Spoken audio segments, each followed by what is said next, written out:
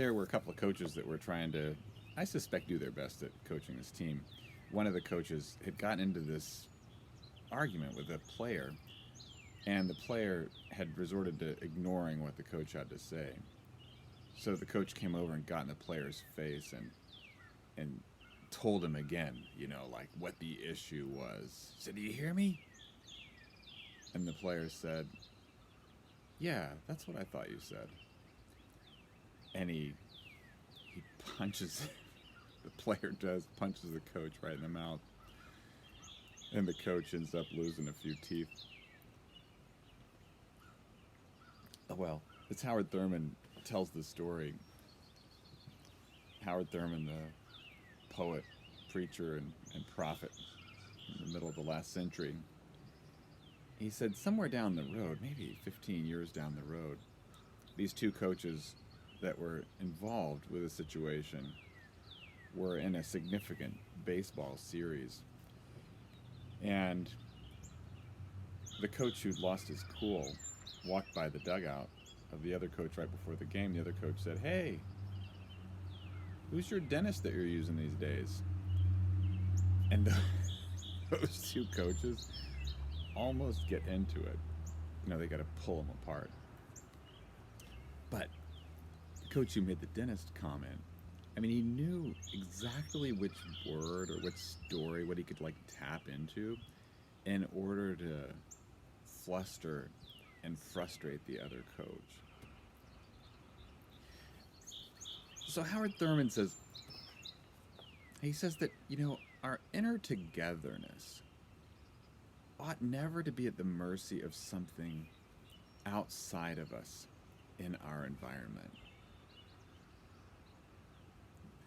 In order for us to be able to be who we are, in order for us to be able to function well in relationships, our inner togetherness needs to be something that's internal to us, that we're able to control and manage. And he says that nothing should be able to set us off from outside. That if we're able to kind of keep the door of our house locked, nothing from outside should be able to, I guess in his metaphor, knock us off our game.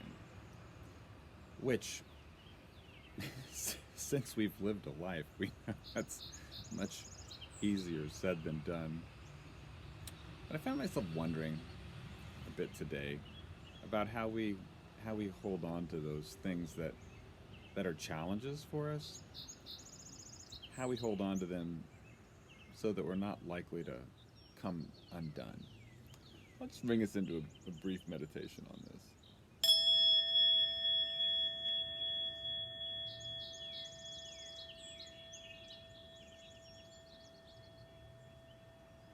As we listen to the sound of the bell or perhaps the song of the bird,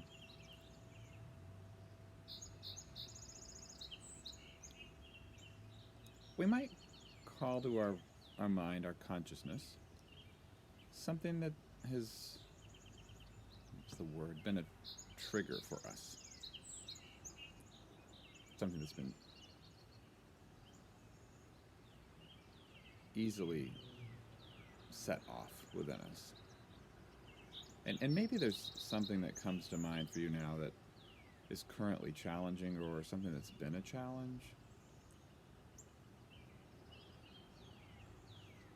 And how might we, just for now, accept that part of ourselves?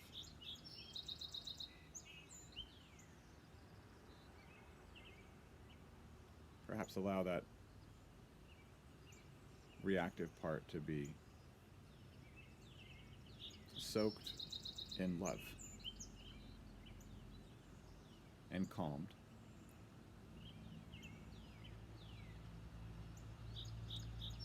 so that when something that comes up that might ignite it, when that little something comes up, we have more control over that interior response. Soaked in love. the spark doesn't cause it to flame.